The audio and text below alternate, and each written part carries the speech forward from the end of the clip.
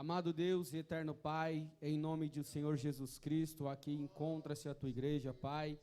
Neste momento nós estamos partindo para ouvir a tua palavra. Senhor, os nossos corações estão abertos para ouvi-lo.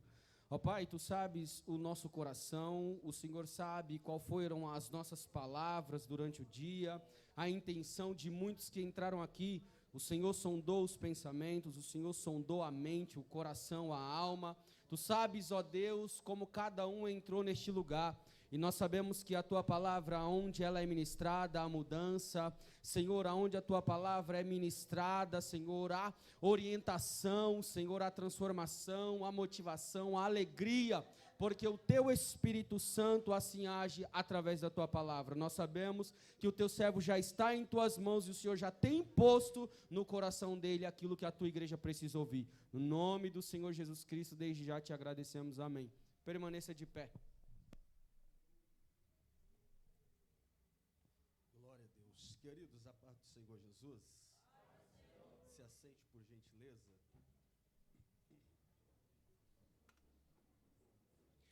Queridos, eu quero louvar a Deus, primeiramente, por mais uma oportunidade que Deus nos concede de poder estar ministrando a sua palavra. Condições nenhuma nós temos, mas a graça, obrigado, e a misericórdia de Deus tem nos acompanhado todos os dias de nossas vidas. Sou grato primeiramente a Deus, mas eu também quero agradecer ao pastor dessa casa, que gentilmente nos recebe. Que Deus continue abençoando o pastor, todo o grupo de obreiros que auxiliam o Senhor nessa obra. Que Deus continue abençoando sempre, é o desejo do meu coração. O Washington, que Deus continue abençoando todos vocês de uma forma muito especial, é o desejo do meu coração. Servimos a Deus ali em Diadema, no Mistério do Belém. Eu trago a paz do meu pastor, os irmãos recebam a paz do meu pastor, amém? Queridos, há um texto que arde em meu coração e eu quero compartilhar com vocês. Para isso, por gentileza, abra sua Bíblia, livro de Atos dos Apóstolos, capítulo 3. Atos dos Apóstolos, capítulo 3.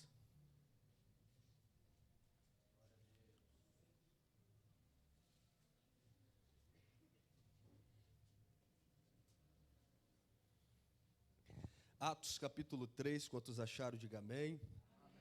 Versículo 1 em diante está escrito: Pedro e João subiam juntos ao templo à hora da oração, a nona, e era trazido um homem que desde o ventre de sua mãe era coxo, o qual todos os dias punham à porta do templo, chamada Formosa, para pedir esmola aos que entravam.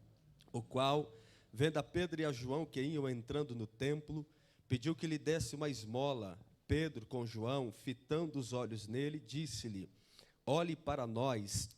E olhou para eles, esperando receber alguma coisa. E disse Pedro: não tenho prata nem ouro, mas o que eu tenho, isto eu te dou. Em nome de Jesus o Cristo Nazareno, levanta e anda. E tomando pela mão direita, o levantou, e logo seus pés e artelhos se firmaram. E saltando ele, pôs-se em pé e andou, entrou com eles no templo, andando, saltando e louvando a Deus. Amém e amém. Queridos, é do nosso conhecimento que quem escreve o livro de Atos dos Apóstolos é o doutor Lucas. Lucas não escreve só o livro de Atos dos Apóstolos, mas Lucas também escreve o evangelho que carrega o seu nome. Ambos os livros são endereçados a uma mesma pessoa. Logo no começo dos dois, Lucas vai endereçar esses livros a um homem chamado Teófilo. Teófilo, segundo a tradição cristã, seria um homem da corte romana, que depois de se converter ao cristianismo, ele passa a investir financeiramente na vida de Lucas, proporcionando a Lucas que conseguisse acompanhar Paulo em suas viagens missionárias. Paulo, quando faz citação de Lucas, o chama de o médico amado. Mas Lucas não é só um médico, Lucas também é um historiador. É tão verdade isso, que que à medida que ele vai acompanhando Paulo em suas viagens missionárias, ele também vai pesquisando com testemunhas oculares tudo o que envolvia o ministério do Senhor Jesus Cristo, seu nascimento, seu desenvolvimento, seu ministério terreno, a sua morte, a sua ressurreição. Ele vê todos os fatos, coloca em ordem cronológica e envia para edificar a fé de Teófilo. O que chama a minha atenção é que esses dois livros, tanto o Evangelho segundo o doutor Lucas e o livro de Atos dos Apóstolos, houve um período da história que os dois livros eram entendidos como um só. Depois, os pais da igreja, para ficar didático, resolveram separar esses livros. Mas é importante, quando ler um, em sequência, ler o outro. Haja vista que é escrito e endereçado para uma mesma pessoa.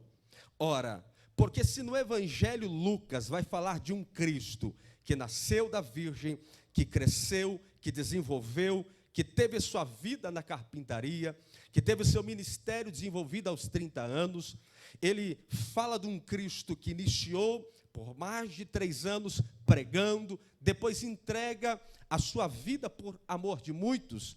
Logo no Evangelho ele fala isso, no livro de Atos dos Apóstolos é a sequência, porque se no Evangelho Lucas termina uma narrativa de um Cristo que morreu, padeceu, agora em Atos dos Apóstolos ele continua essa narrativa, agora com um Cristo ressuscitado. Ora, é interessante porque quando os pais da igreja vão falar do livro de Atos dos Apóstolos, eles entendem que não é qualquer livro. O livro de Atos dos Apóstolos poderia ser chamado de Atos do Espírito. Haja vista a efusão, o poder que o Espírito Santo manifesta através da vida dos apóstolos. O livro de Atos dos Apóstolos é o livro que não tem fim. Haja vista que nós somos a continuidade da igreja. Os pais da igreja, quando falam desse livro, eles chegam a encher a boca para falar. Quer ver só? Calvino, por exemplo, chega a dizer que o livro de Atos dos Apóstolos é um tesouro inigualável. Hernandes Dias Lopes diz que o livro de Atos dos Apóstolos é o livro que é a dobradiça do Velho para o Novo Testamento, ou seja, ele é quem abre o Novo Testamento e fecha o Velho Testamento, é a dobradiça. Ainda outro, Martin Lloyd Jones, chega a dizer que o livro de Atos dos Apóstolos, ele é o livro do cumprimento das promessas. As promessas que são feitas nos evangelhos são concretizadas, materializadas no livro de Atos dos Apóstolos. Ainda outro pai da igreja chega a dizer que o livro de Atos dos Apóstolos é o livro que é uma pérola preciosa. Haja vista que o livro de Atos é o único livro da história da igreja que é inspirada pelo Espírito Santo. Ora, mas olha como Lucas escolheu a sua narrativa, iniciar a sua narrativa ou continuar a sua narrativa, que já vem do Evangelho, para Teófilo. Olha como ele escolhe começar a narrativa. Logo no capítulo 1, Lucas vai falar de um Cristo que já está ressuscitado, e ressuscitado por um espaço pelo menos de 40 dias. Esse é o período que Jesus já está ressuscitado entre os apóstolos, é o período também que Jesus já não está preso à lei da física, à lei de nada, a tal ponto de que ele entra em uma casa sem o auxílio da porta, sopra no meio dos discípulos e diz: recebei o Espírito Santo. Jesus ele vai dando provas, e infalíveis provas da sua ressurreição. Ora, segundo o que Paulo escreve na primeira carta aos Coríntios, capítulo 15, versículo 6, Jesus se apresenta dando provas infalíveis da sua ressurreição para pelo menos 500 pessoas que viram Jesus vivo e ressuscitado. Essas 500 pessoas provavelmente é o número que está tanto em Atos capítulo 1 como em Atos capítulo 2. É o grupo de pessoas que estão acompanhando Jesus por onde ele passava. Mas olha como Lucas continua a narrativa dizendo para Teófilo, no capítulo 1, versículo 1: fiz o primeiro tratado, ó Teófilo, acerca de tudo que Jesus começou, não só a fazer, mas a ensinar, Aqui é interessante a forma que Lucas escolheu para iniciar a sua narrativa, porque Lucas, na lógica do nosso ocidente, ele deveria começar a sua narrativa dizendo: fiz o primeiro tratado, ó Teófilo, acerca das coisas que Jesus começou a ensinar e a fazer. Mas Lucas inverte a lógica, como que mostrando que a pedagogia de Jesus é diferente da nossa. Como assim, Wellington? Ele deveria começar na nossa ótica. Ó Teófilo, eu estou escrevendo acerca de tudo que Jesus começou a ensinar e também a fazer. Por quê? A lógica primeiro é o teórico, ensinar. A lógica deveria ser essa: primeiro teórico, depois fazer o prático. Mas Lucas vai transmitir para nós que a pedagogia de Jesus é diferente da pedagogia do homem. Por que, Wellington? Jesus primeiro faz e depois ensina. Não entendi. Primeiro Jesus ora e diz aos seus discípulos: ora como eu orei. Primeiro Jesus santifica e depois diz aos seus discípulos: santifica como eu santifiquei. Primeiro Jesus está entendendo que o exemplo vale mais do que 1000 palavras. O que Jesus está dizendo é: eu primeiro sou exemplo no que faço, vocês me seguem como padrão e modelo a ser seguido, e depois vocês fazem. O que Jesus está dizendo é: não adianta falar de oração se eu não orar primeiro. Não adianta falar de santificação se eu não santificar primeiro. O exemplo vale mais do que 1000 palavras. O que Lucas está dizendo é: Jesus, antes de mandar, ele fazia. Jesus, antes de falar, ele era o exemplo. É por isso que nós precisamos aprender isso. Primeiro eu tenho que ser o exemplo na minha casa, o exemplo no meu lar, o exemplo na minha família. E depois o meu exemplo vai arrastar quem está em volta. Porque primeiro é o exemplo e depois é a prática. Só que Lucas continua falando de um Cristo que já está ressuscitado por um espaço de 40 dias. Esse período de 40 dias foi o período pelo qual Jesus sabia que o seu tempo estava se findando. Então ele prepara os seus discípulos, molda o pensamento dos discípulos. Para quê, Wellington? Para que eles, depois da partida de Cristo, continuasse toda a obra que ele já havia iniciado.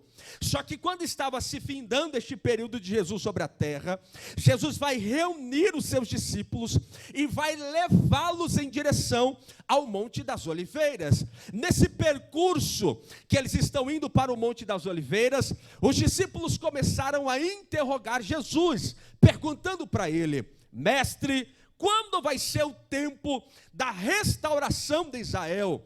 Quando o Senhor vai devolver o reino para nós? Aí Jesus faz uma promessa para ele, dizendo: olha, não compete a vocês saber o tempo ou estação que o Pai estabeleceu pelo seu próprio poder, mas eu dou uma ordem: fiquem na cidade de Jerusalém, até que do alto vocês sejam revestidos de poder. Ora, à medida que Jesus está falando isso, Lucas descreve uma cena.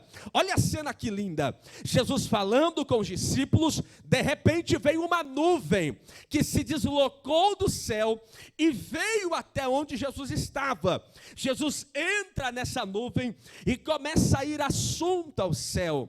À medida que Jesus está indo assunto ao céu, os olhos dos discípulos estão presos naquela visão. Eles não se desviam nem para a direita, nem para a esquerda, mas continuam olhando de forma tão fixa. Só que Lucas disse que teve um momento em que Jesus foi ocultado diante dos olhos dos discípulos. Só que mesmo assim, os discípulos continuaram olhando para cima. Foi necessário 2 varões se apresentar e dizer: varões galileus, por que vocês estão olhando para cima? Porque vocês estão olhando para o alto. Esse mesmo Jesus que vocês viram subir, ele também descerá. Nessa mesma nuvem que vocês viram ele subir, ele também descerá. Quando eles tiveram um conforto no coração, então, eles desceram o monte e resolveram fazer um concílio entre eles mesmos. Qual era a pauta do concílio, Elito? A pauta era: quem vai substituir a vaga deixada por Judas, o traidor, pois Judas havia abandonado o ministério. Quem agora vai entrar nessa vaga? Alguns nomes se apresentam. O nome de Matias é eleito para a 12ª vaga. O colégio apostólico se fecha de novo.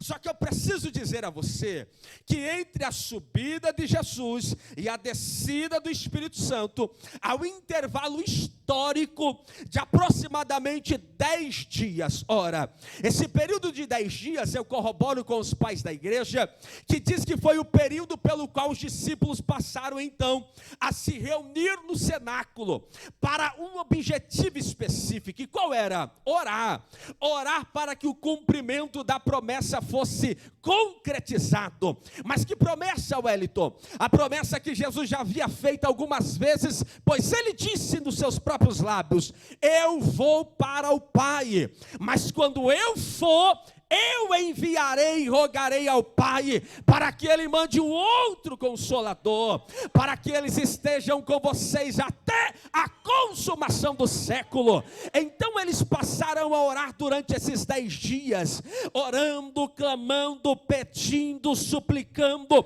pela presença do Espírito Santo. Eles não pediam ouro, não pediam prata, não pediam coisas perecíveis, não pediam coisas de baixo, não pediam coisas da terra, não pediam coisas passageiras, não pediam coisas transitórias. Eles clamavam com um propósito: queremos o teu Espírito Santo, anelamos. Eles entenderam uma coisa: não adianta ter os prazeres da terra e não ter a ação do Espírito Santo, não adianta ter a riqueza da terra e não ter a ação do Espírito Santo, não adianta ter tudo que a terra pode proporcionar e não ter o Espírito Santo. Eles passaram a clamar dizendo: nós queremos o teu Espírito Santo. Por quê? Porque nada mais nos satisfaz mais, nada mais preenche mais a nossa alma do que ser cheio do teu Espírito, do que transbordar do teu Espírito. Sabe o que nós precisamos? E precisamos a caráter de urgência, é imitar os apóstolos. Sabe por quê? Muitas pessoas procuram métodos de crescimento de igreja. Ora, quando se deveria voltar para o livro de Atos dos Apóstolos, pois aqui está o maior manual de crescimento de igreja, pois a Bíblia diz que a igreja crescia com oração e pregação da palavra. Não existe outra forma, não existe outro método. Para crescer a igreja tem que ter palavra e oração.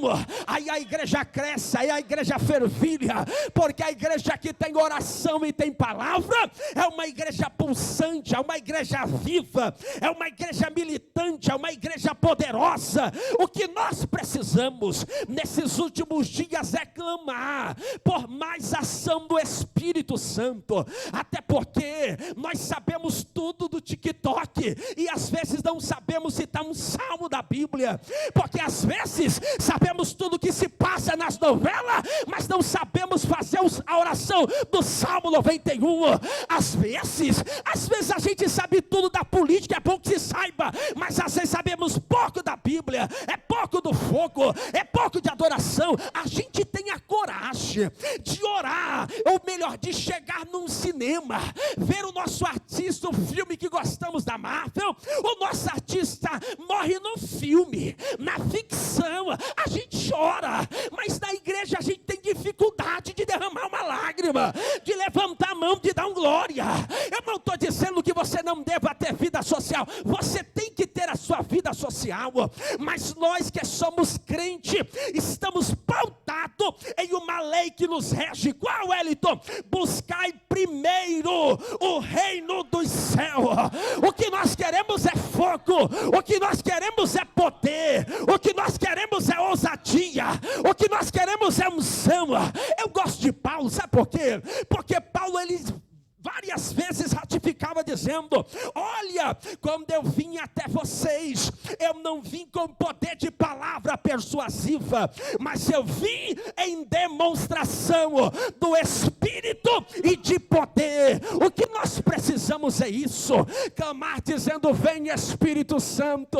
Até porque quando eu estou cheio do Espírito Santo, eu não estou ligando quem vai pregar, quem vai cantar, quem vai, se errou a nota, se não errou a nota, se está bem vestido, se não está. Eu estou preocupado em adorar e bem dizer e em enaltecer o nome do Senhor. Eles clamavam 10 dias pela ação do Espírito Santo. E eu nunca vi alguém clamar pela ação do Espírito Santo e ficar chupando o dedo. Eu nunca vi um grupo de pessoas que se reuniram para clamar uma intervenção do Espírito Santo e ficar chorando pelos campos, sem resposta, sem alvo. Não, irmão, não dá outra. Quando você resolve clamar, o Espírito Santo resolve manifestar. Quando você resolve clamar, então ele vem com poder, vem com autoridade, vem com graça, porque o poder do Espírito é isso. 10 dias orando, não deu outra. E cumprindo-se o dia de Pentecostes, estavam todos concordemente reunidos no mesmo lugar, e de repente veio do céu um som. Eu gosto disso, sabe por quê? Veio do céu, não veio da terra, porque avivamento genuíno não é produzido na terra. Avivamento da terra é mecanismo humano, é métodos humanos, mas avivamento que vem do céu é o avivamento verdadeiro, que transforma, que lapida, que levanta. É o avivamento que vem do alto. Cumprindo-se o dia de Pentecoste. Porque cumprindo, era o último dia. A festa durava 50 dias. Jesus, lembra? 40 dias com mais 10 dias para clamar a ação do Espírito. 50 dias. Era o período de que eles entendiam. Olha, irmão, mas por que eles celebravam essa festa, Wellington? Eles celebravam essa festa. Essa festa era o período no calendário judaico que eles entendiam que era o período que Moisés havia recebido o decálogo. Ora, você se lembra de quando Moisés estava para subir o monte? Deus queria que todo mundo subisse o monte, pastor, mas o povo ficou com medo, porque o monte balançava, o monte tinha raios, trovões e relâmpago. O povo disse: vai você, Moisés, e fala em nosso lugar. O que Deus falar, nós vamos acatar. Quando Moisés subiu, ele então recebeu a palavra. Agora é quase que a mesma coisa, é como um tipo, porque em Atos capítulo 2, vem como do céu um som, que enche a semelhança lá do deserto, que Moisés subiu o monte, cheio da glória, e desceu com a palavra. Se você ler lá, irmão, no Antigo Testamento diz que tinha fogo sobre eles. O mesmo fogo também está em Atos capítulo 2. Irmão, isso aqui é lindo, porque era Jesus dizendo, assim como no Antigo Testamento eles receberam, vocês também vão receber agora, para a glória do nome do Senhor. O Espírito Santo veio, encheu todo mundo da casa. Mas é interessante, por quê? Porque eles receberam em Atos capítulo 2, receberam o poder do Espírito Santo. Só que a palavra poder ou virtude, que aparece em algumas versões, ela pode ser muito facilmente traduzida pela palavra poder e virtude, a mesma coisa. Só que a palavra poder, ela tem pelo menos 4 variações. Quantas variações? 4 variações. Olha só que interessante. Olha o que eles estão recebendo em Atos capítulo 2.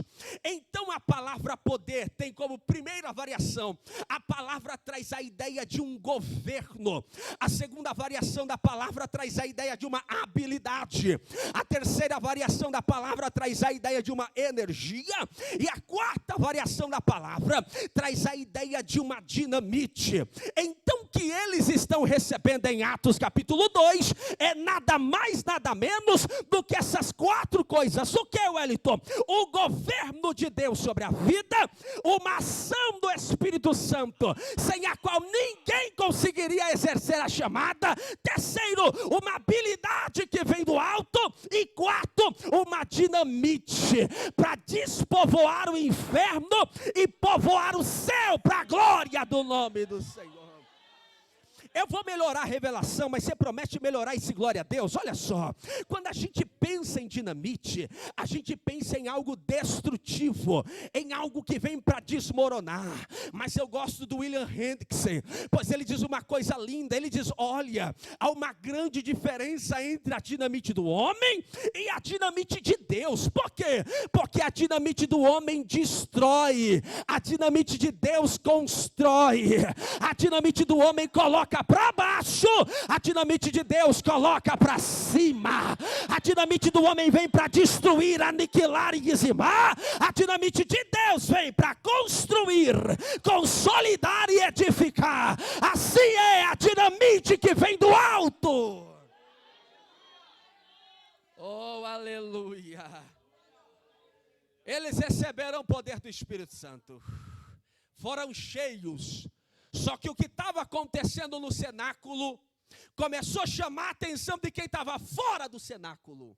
O ambiente do cenáculo foi tão poderoso, mas tão poderoso, que começou a chamar a atenção de quem estava fora do cenáculo, a tal ponto de uma aglomeração gigante estar em volta do cenáculo, querendo saber o que acontecia lá dentro. Isso aqui é lindo. Por quê? Porque o que estava acontecendo do lado de dentro chamou a atenção de quem estava fora. O que estava acontecendo do lado de dentro era tão poderoso, tão grande, tão extraordinário, que não teve como. Quem estava fora começou a dizer: eu tenho que ver o que está acontecendo ali, eu tenho que ver que poder é esse, eu tenho que ver que glória que é aquela, eu tenho que ver que unção que move que é aquele ambiente, eu tenho que ver o que faz aquele povo todo domingo está adorando, bem dizer, eu tenho que sentir aquilo, eu tenho que ser renovado com aquilo, eu tenho que ser abraçado com aquilo, porque a unção que Deus derrama aqui é para chamar a atenção de quem está lá. O Espírito encheu, ó. Aí Pedrão viu o povo aglomerado em volta, cocheando entre eles, e até dizendo que eles estavam bêbados. Aí Pedrão se levantou no meio dos apóstolos e disse: ei, povo, o que vocês estão vendo diante dos seus olhos não é efeito do vinho. Se agora é 9 horas da manhã, o que vocês estão vendo diante dos olhos de vocês, na verdade, é o cumprimento de uma promessa. Mas que promessa é essa, Pedro? A promessa liberada pela boca do profeta Joel. E o que ele disse? Que nos últimos dias, Deus derramaria do teu Espírito sobre toda a carne. Os velhos, os jovens, mancebos, mulheres, crianças, todos seriam cheios do Espírito Santo. É por isso que John Stott diz uma frase linda, que em Atos capítulo 2, o Espírito Santo abriu uma escola. Que escola é? A escola dos cheios do Espírito. Vou melhorar. Essa escola ainda tem vaga. Essa escola ainda tem matrícula a ser preenchida. E como que eu faço? Já disse o salmista: abre bem a sua boca e eu te encherei. Abra, à medida que você vai mandando glória para cima, ele vai mandando poder para baixo. À medida que você vai adorando para cima, ele vai derramando graça, virtude, unção, poder, energia, dinamite para baixo. Então eu te convido a adorar a ele. Eu te convido a bem dizer: você pode, é a primeira vez que eu te peço isso, mas levanta a tua mão, abra a tua boca, enche essa casa de glória, aleluia.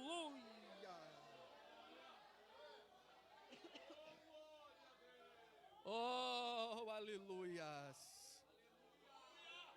Pedrão está pregando, imagina só, irmão, pregando com autoridade, com unção, com graça. Só que a multidão que ouvia o discurso dele teve o coração compungido, O capítulo 2, versículo 37 diz que a multidão, ouvindo o discurso de Pedro, teve o coração compungido pela palavra pregada. Ah, que coisa linda. Eu vou liberar a revelação, você promete se entender. Se não entender, está tranquilo, mas se entender, você promete dar um glória a Deus com força. Irmão, a palavra compungir aqui no grego, ela traz a ideia de uma mosca. Uma mosca que estava voando o ambiente e que picou alguém, e o ferrão ficou na pessoa. A pessoa está tentando tirar, pastor, o ferrão, mas não consegue. A pessoa tenta arrancar o ferrão, mas não consegue. Assim era a pregação que saía da boca de Pedro. Era com tanta ousadia, com tanta autoridade, que era como um ferrão penetrando o coração de quem ouvia. É por isso que o escritor aos Hebreus já vai dizer lá na frente: a palavra do Senhor é mais afiada do que a espada de dois fios. Ela vai na divisão da alma e do espírito, de juntas e de medula, e é apta para discernir o pensamento e a intenção do coração. É a palavra de Deus. Aí não é Pedro que vai fazer o apelo não, irmão, você está enganado, é a multidão. É a multidão que diz assim: Pedro, essa mensagem é muito forte, o que eu faço agora então? Ele diz: aceite a Jesus. Mais de 3.000 almas são agregadas para o reino da maravilhosa luz. Aí a gente vai para o capítulo 3. O capítulo 3, Lucas vai descrever um milagre extraordinário. De um homem que há pelo menos 40 anos estava mendigando na Porta Formosa, ou também conhecida como Porta de Bronze, ou Porta de Nicanor, ou Porta de Corinto, porque foi construída por Nicanor com bronze da cidade de Corinto. Era uma porta muito famosa, todo mundo queria ir entrar, passar por ela para chegar ao templo. Era uma porta que todo mundo gostava de passar. Então esse homem coloca-se estrategicamente ali durante 40 anos para mendigar, pedir alguma coisa para quem entrava no templo. Quando eu falo de templo, eu falo de lugar de intimidade, de lugar de relacionamento, de lugar de oferta, de lugar de dízimo, de lugar de adoração, de lugar de comunhão. Quando falamos de templo, falamos de lugar aonde o Senhor habita, aonde Ele está. Ora, irmão, mas eu gosto mesmo dos detalhes que Lucas vai descrever nesse milagre tão extraordinário. E quais são os detalhes que Lucas coloca, Wellington? Olha só, logo no versículo 1 do capítulo 3, olha o primeiro detalhe que Lucas vai descrever sobre esse milagre. Capítulo 3, versículo 1, olha o que Lucas disse: e Pedro e João subiam juntos ao templo à hora da oração. Há pelo menos 2 segredos e palavras que eu quero liberar para você aqui.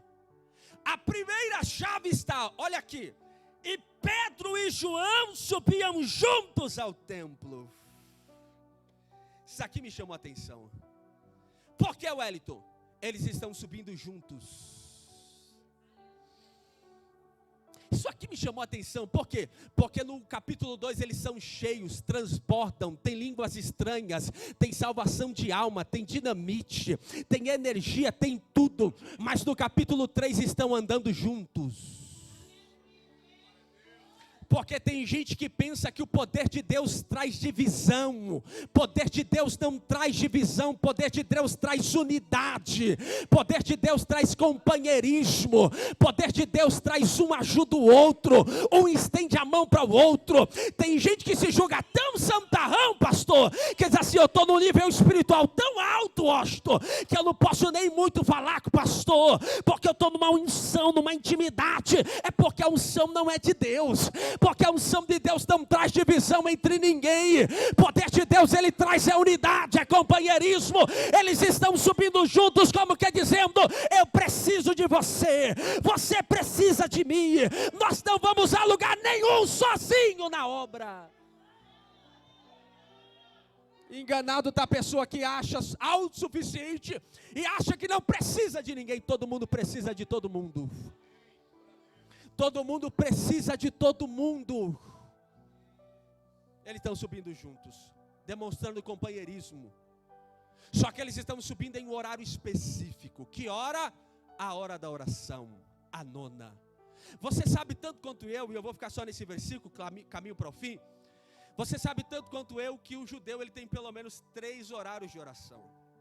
O primeiro seria às 9 horas da manhã, o segundo meio-dia, o terceiro 3 horas da tarde. Aqui a hora nona é às 3 horas da tarde. Ora, esses 3 períodos de oração estão ligados aos 3 patriarcas, Abraão, Isaque e Jacó. Porque eles entendem na cultura judaica que cada um desses patriarcas orava dentro desses horários. Então eles adotaram esse relógio de oração. Eles oravam 3 vezes ao dia. Eles estão subindo ao templo e é nesse horário, às 3 horas da tarde, a hora da oração. Não era hora de fofocar, era hora de orar. Não era hora de ver quem faltou, quem não veio. Não, era hora de orar, de ter comunhão. Porque se tem uma coisa que eles aprenderam com Jesus é: a oração é a chave da vitória. A oração é a chave da vitória. É por isso que Paulo recomenda aos Tessalonicenses dizendo: orai sem cessar. É por isso que a oração é tão poderosa, que quando Pedro estava preso, a igreja resolveu orar por ele. Ele entendeu e o anjo teve que descer para libertar ele da sua prisão. Porque a oração de um justo, tem muito em seus efeitos. Imagina todos nós oramos na mesma concordância. Imagina todos nós orando na mesma comunhão. Não tem inferno que resista, não tem potestade que resista, não tem ação demoníaca que resista a poder da oração da igreja unida, clamando ao Senhor. Oração é tão poderosa que o próprio Jesus Cristo vai deixar uma oração modelo. Jesus disse: olha, quando vocês forem orar, orai assim: Pai nosso. Oração é a chave da vitória. Eles poderiam dizer assim: quer saber de uma coisa? Já fui cheio no capítulo 2, agora eu vou descansar. Já transbordei no capítulo 2, agora eu vou encostar as malas. Deus já me usou poderosamente, agora eu estou tranquilo. Eles poderiam dizer isso. Mas eles entenderam que Deus encheu eles esvaziaram e precisavam encher de novo. E a oração, como disse um sábio, é o oxigênio da alma do crente. Sem oração a igreja definha, sem oração a igreja morre, sem oração a igreja é uma igreja fraca. A oração nos mantém de pé. É muito lindo chegar diante de Deus com palavras bonitas e dizer: inerrante, inefável, benevolente, transcendente. É muito lindo isso. Mas é melhor chegar com uma oração sincera, com o coração contrito e quebrantado, e Ele não rejeita. Eu encerro agora. Deus quer ver a oração sincera. E oração sincera é na mesma de Abacuque. Olha a oração de Abacuque: Deus, até quando eu vou orar e o Senhor não vai me responder? Até quando eu vou falar que tem violência no meio do meu povo e o Senhor não vai fazer nada? Oração sincera, Deus ouve. Deus ouviu a oração de Jonas, que estava fugindo da vontade de Deus. Deus ouve. Pastor, permita-me colocar esse povo de pé, por gentileza, para nós encerrarmos. Fique de pé. Oh, aleluias. Perguntaram ao príncipe dos pregadores, Charles Haddon Spurgeon, uma vez: Spurgeon, qual é o segredo do teu ministério? Ele diz: o segredo do meu ministério é que eu ando de joelhos. A oração. Ele chegou a dizer para o moço: olha, eu não troco o meu local de oração por toda a minha biblioteca, vale mais o meu relacionamento com Deus. Aí o moço, não satisfeito, perguntou para ele: mas Spurgeon, me explica uma coisa, No ambiente do culto, qual é mais importante? A pregação da palavra ou a oração? Pergunta difícil. Ele viu um pássaro voando e diz: eu te respondo se você me responder. Qual asa é mais importante para aquele pássaro? A direita ou a esquerda? Ele diz: as tuas. Ele não consegue voar só com uma, Spurgeon. Ele diz: assim é. A pregação e a oração, elas andam lado a lado. Eu encerro, mas eu quero encerrar com uma oração. Precisamos levantar o altar da oração. Precisamos às vezes desligar um pouquinho isso aqui, ó. Precisamos às vezes desligar todos os streams, desligar tudo e dizer: Deus, eu quero conversar contigo 10 minutos. Sabe que dizia: eu não consigo orar 10 minutos, mas não consigo ficar 10 minutos sem orar. Porque eu não preciso de espaço geográfico, eu posso orar no ônibus, em qualquer lugar eu posso ter relacionamento com Deus. Feche os teus olhos. Faça uma oração sincera diante do Senhor aí agora, pedindo força, pedindo renovo. Feche os teus olhos. Senhor, meu Deus e meu Pai, ó Pai, a sua palavra foi pregada, a sua palavra foi pregada, e o seu povo abriu o coração para receber a porção da sua palavra. Ó Pai, o Senhor nos ensinou nesta noite sobre a unidade, o companheirismo de Pedro e João. Mas o Senhor também mostrou a preciosidade da oração que eles entendiam ser a chave da vitória.